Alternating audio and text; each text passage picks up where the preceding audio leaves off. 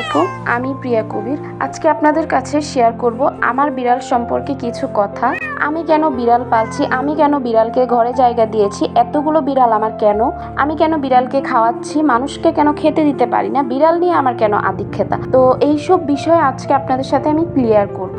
বিড়াল কিন্তু অপবিত্র প্রাণী নয়, বরং এটি অত্যন্ত পরিচ্ছন্ন প্রাণী। কাবহ বিনতে মালিক রাদিয়াল্লাহু থেকে বর্ণিত, একবার আবু কাতাদাহ রাদিয়াল্লাহু অজুর পানি পাত্রে রেখেছিলেন। এমন সময় একটি বিড়াল এসে তা থেকে পানি পান করে। তিনি পাত্রটি বিড়ালের দিকে আরো কাত করে দেন যাতে সে সহজে পান করতে পারেন। পরবর্তীতে তিনি বলেন, রাসূল সাল্লাল্লাহু আলাইহি ওয়াসাল্লাম বলেছেন, বিড়াল অপবিত্র নয়, এরা তো তোমাদের আশেপাশে অধিক গমনকারী বা ঘোরাফেরাকারী প্রাণী। সুনানে আবু দাউদ ৭৫, জামে তিরমিজি ৯২। এই হাদিসের কারণে ফকিহগণের মতে বিড়ালের মুখ দেওয়া বা পান করা পানি নাপাক নয়, বিড়ালের প্রতি নিষ্ঠুরতার শাস্তির। বিড়াল যে কোনো প্রাণীর প্রতি নির্যাতন করা ইসলামে কঠোরভাবে নিষিদ্ধ।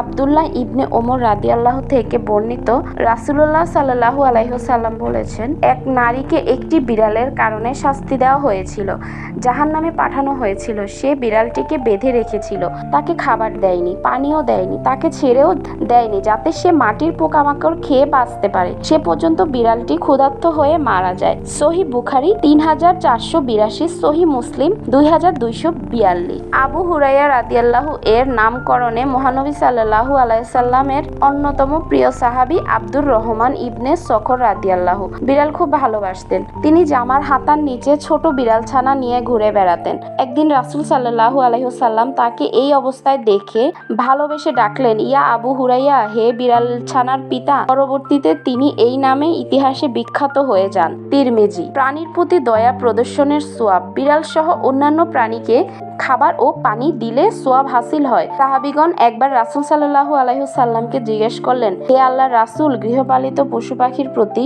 দয়া দেখালেও কি আমাদের সোয়াব হবে? তিনি জবাবে বললেন, হ্যাঁ, যে কোনো জীবিত প্রাণীর প্রতি দয়া করার মধ্যে সোয়াব আছে। সহিহ বুখারী ২৪৬৬। তো এই ছিল আমার আজকের বিড়াল সম্পর্কে আপনাদের সাথে অনেক কথা বলা হয়েছে। আশা করছি ভবিষ্যতে এই ধরনের নোংরা মন মানসিকতা নিয়ে কেউ আমাকে কখনো প্রশ্ন করবেন না। শুধুমাত্র যে আমার ৪টা বিড়াল পালন করি তাও কিন্তু নয়, আমার বাড়ির বাহিরে যে কুকুরগুলো থাকে তাদেরকেও আমি ১-২ বেলা করে খাবার দেওয়ার চেষ্টা করি।